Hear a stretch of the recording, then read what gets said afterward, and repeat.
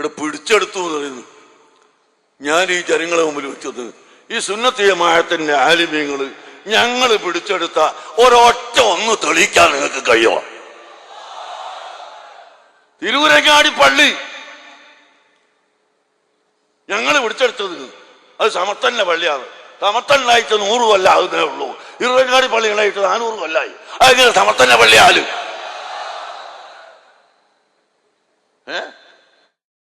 അതെങ്ങനെ സമത്തന്റെ പള്ളിയാവല്? അതുപോലെ 100, 200, 300, 400 കൊല്ലം പഴക്കമുള്ള പള്ളികൾ അതൊക്കെ സമത്തന്റെ പള്ളിയാണ്. സമസ്ത ആരാന്നല്ലേ തീരുമാനിച്ചിട്ടില്ല, അത് വേറെ വിഷയം.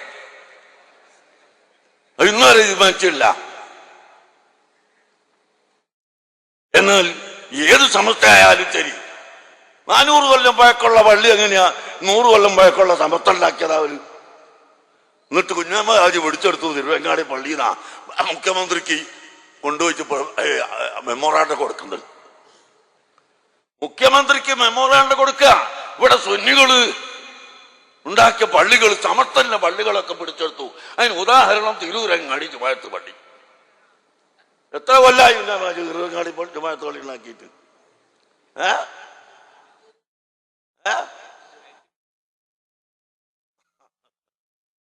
1300 കൊല്ലം പഴക്കമുള്ള പള്ളി. അത് സമത്തന്റെ ചേളാരി സമത്തന്റെ പള്ളിയാന്ന് പറഞ്ഞാല് എവിടെ നടക്കുക? ഇത് എവിടെ നടക്കല്? എന്നിട്ട് പടച്ചോനെ ബടായി വിടുകയാണ്. ഞങ്ങളെങ്ങാനും ഒന്ന് ഇളകിയാൽ ഇവിടെ ലോകോട്ടാകട്ടിയാവും. അങ്ങനത്തെ ചിത്രത കൊണ്ടല്ല, അങ്ങനത്തെ വീമ്പളക്കൽ കൊണ്ടല്ല, പേടിപ്പിക്കൽ കൊണ്ടല്ല ഇവിടെ ദീൻ പ്രചരിപ്പിക്കേണ്ടത്.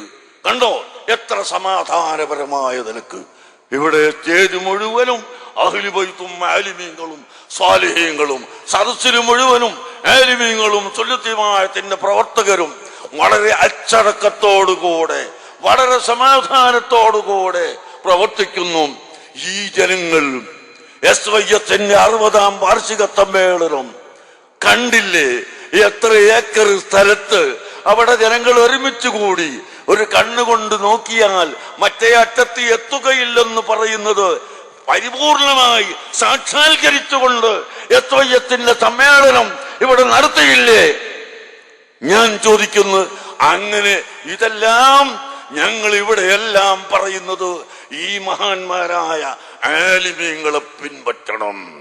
നമ്മുടെ മുൻഗാമികൾ കാണിച്ചു തന്ന വഴി അത് പിൻപറ്റണം. നിനക്ക് ഇവിടെ പള്ളിയും മദ്രസയും സംഗതികളും ഒക്കെ ഉണ്ടാവണം. അതുകൊണ്ട് ഇവിടെ അങ്ങോട്ടും ഇങ്ങോട്ടും പഴി പറയുന്ന സ്വഭാവമില്ല, ചിത്രതയുണ്ടാക്കുന്ന സ്വഭാവമില്ല. ചിത്രതയിലൂടെ, അട്ടിമറിയിലൂടെ, പേടിപ്പിക്കലിലൂടെ ഇവിടെ ഒന്നും തകർത്താൻ ആർക്കും സാധിക്കുകയും ഇല്ല. അല്ലാഹു തആല ദീന് ഇവിടെ ഹക്കായ ദീനാണ്. ആ ദീനിന് വേണ്ടി ആര് ശരിയായ നിലക്ക് നിൽക്കുന്നുവോ തീർച്ചയായും അവർ വിജയിക്കുക തന്നെ ചെയ്യും.